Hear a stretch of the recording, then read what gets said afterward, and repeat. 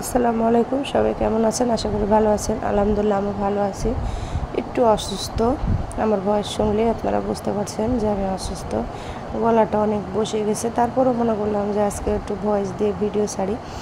আমি আজকে অনেক অসুস্থর কারণে কোনো কিছু খেতে ইচ্ছা করছে না, তার মনে করলাম আজকে কিছু কিছু শাক দেখবেন যে খুঁটে খুঁটে বের হয়, যে অনেকে এমনি আশেপাশে বাড়ির আঙিনায় যে শাকগুলো উঠানো হয়। আজকে আমি দোস্তলের পাতা, সুটির শাক, পুঁই শাক সব কিছু ভাতি কুমড়ার পাতা দিয়ে আমি শাক তুলছি।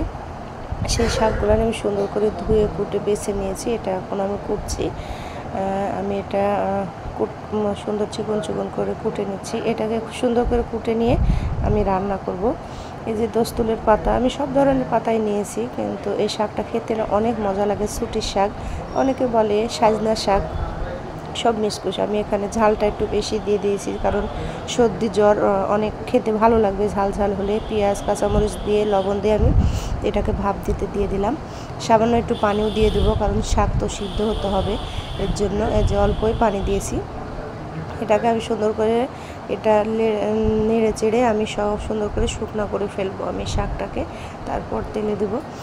এই শাকটা খেতে কে কে ভালো লাগে, কার কার ভালো লাগে বলেন তো, কে কে খেতে চান? এই যে আমার শাক মোটামুটি হয়ে গেছে, আমি এখন এই শাকটাকে তেলে দিয়ে নেব। আমি অনেক রসুন থেঁতা করছি আর শুকনো মরিচ রেখেছি, এগুলো ভাজবো। শুকনো মরিচ দিয়ে কিন্তু খেতে আমাকে খুবই ভালো লাগে। শাক আমি ভাগ ভাগ করে খাই, মানে যেমন কচুর শাক কাঁচামরিচ, আর সুটির শাক লাল মরিচ ভেজে সুন্দর করে মরমর করে মচমচে হবে, ভালো লাগবে খেতে। রসুন দিয়ে যে আমি শাকটা তেলে দিয়ে ফেলছি, আর এটাকে আমি সুন্দর করে নাড়ে চেড়ে আর একটু শক্ত করে ফেলবো।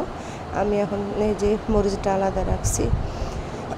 মোটামুটি আমার শাক হয়ে গেছে, চলেন আমি এখন একটু খাবো। আমি আজকে পেট ভরে ভাত খেয়েছি শাকটা দিয়ে, শুকনো মরিচ আর শাক দিয়ে। ও সেই স্বাদ, এত স্বাদ মানে খুবই স্বাদ। আমার তো এতই ভালো লাগছে, আপনাদেরকে কি বলবো। আর ভাতটা খেতে অসাধারণ অসাধারণ।